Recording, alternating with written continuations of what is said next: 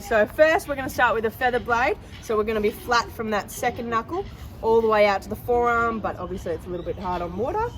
So actually you can drop your forearm. Let's play with it properly. Yeah, perfect. So flat from that second knuckle all the way out. And all you're going to do is just bring it into the fist a little bit. When you do that, we're just going to keep these knuckles behind a little bit. So set them back a little bit more. Go to squared for me. And we're going to shuffle those knuckles back a bit. Yep, perfect. And now go out to feather, so it's fully in the fingers. Right in the fingers. It'll feel a little bit weird to start. Beautiful. When you're feathering, just keeping those fingers wrapped around. Yep, perfect. Awesome. So I call it a claw grip. So it's nice and stiff, nice and flat from those second knuckles. Moving from squared to feather, so we're squared now. Grip the handle. Knuckles set behind. Yep, perfect. We're going to use our thumb, so we're going to push our thumb back a little bit on the handle, and we're going to push it down and into the fingers. There we go, yeah, just like that. Good. And then grab the handle a little bit more, so have that claw grip. Perfect. And now back to square. Now using our thumb, we're just going to push down and roll out into the fingers.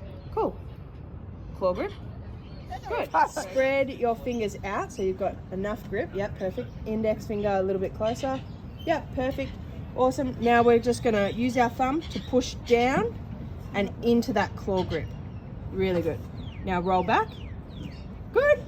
You're perfect. I swear you've done this before. And pushing down and into that claw grip. Perfect. Let's just do that 10 times. Good. It's a massive workout and it'll feel really funny to keep that stiff wrist because I don't think any other sport or anything requires that much strength in your wrist and your fingers. Why is it important for us to be able to feather and square the blade this way? With our fingers.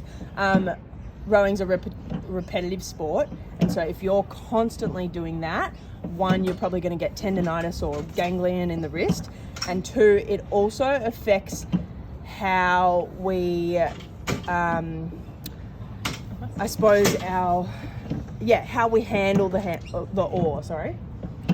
So if we were to use, what you eventually want to do is to be able to tap out and get the blade or the shaft completely off the water.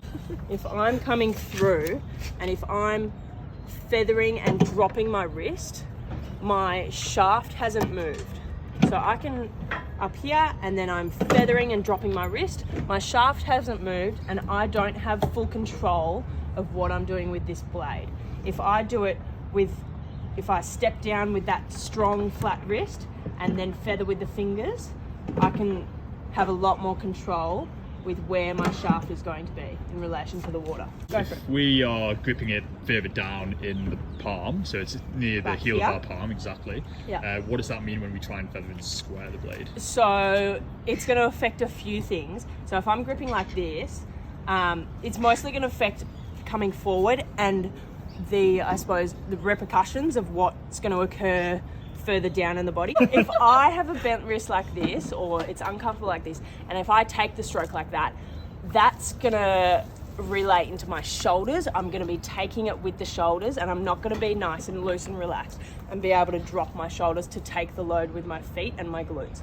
So really important that our wrist stays completely flat and we're able to hang through the glutes.